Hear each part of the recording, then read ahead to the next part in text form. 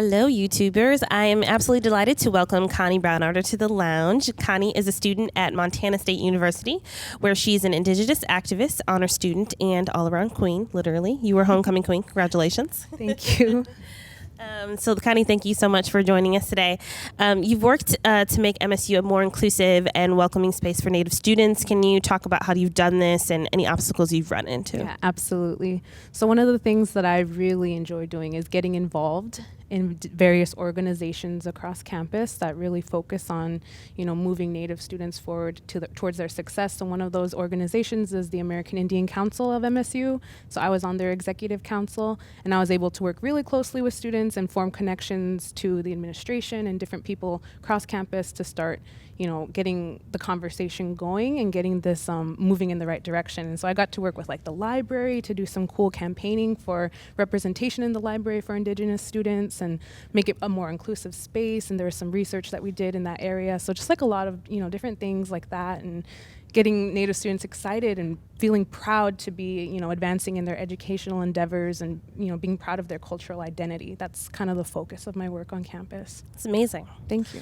One of the things you've really done is start a conversation about the experience of other Native students on campus. Mm-hmm. How would you suggest other college students, spark the conversation on their campuses if they're struggling and see that there's an issue but don't really know how to start and where to speak up? Right. So there are I would definitely recommend, like I said, looking for those organizations on campus. And if there's not a student union for whatever group you're trying to get involved in the conversation, then start one and look for other groups to connect with and start finding, ways to bring these spaces into fruition for yourself.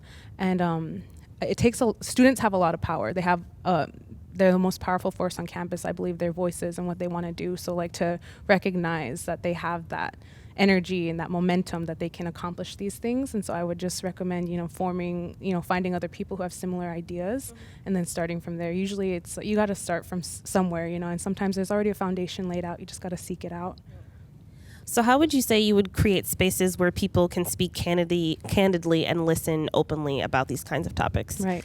So in our Indigenous community at MSU, we have a pretty tight-knit community. And I think one of the reasons is that we really focus on community events. And so getting people comfortable with one another. And then from that point, it's easier to, have that candid talking and expressing yourself and telling your story. And plus, when we have these spaces, we usually involve smudging or prayer and acknowledging each other's inherent worth. And usually there's food there as well. So that's really nice. Always helps. Yeah, to bring the community together. So it all starts from a place of love. And so creating that space is based on that concept of trustworthiness and mutual respect and empathy. And I think that it starts with community, building a community and starting from there. So you've talked about how important it is for you to serve as a role model. Who do you consider some of your role models? I love the work of Amanda Blackhorse and all that she's done.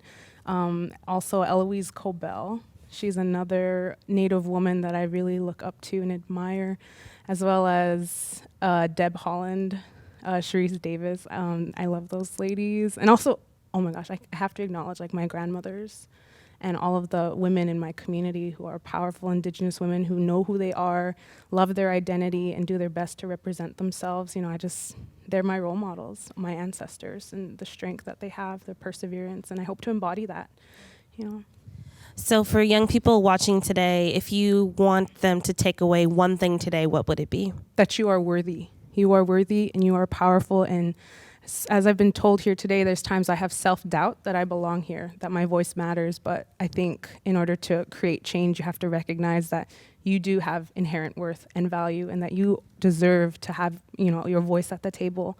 And your story matters. It really matters. And there's power behind your words. So utilize them.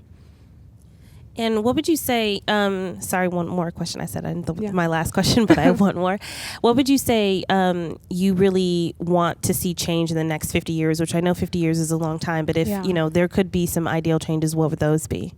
For me, I think to myself about the issue of missing and murdered Indigenous women in Indian country.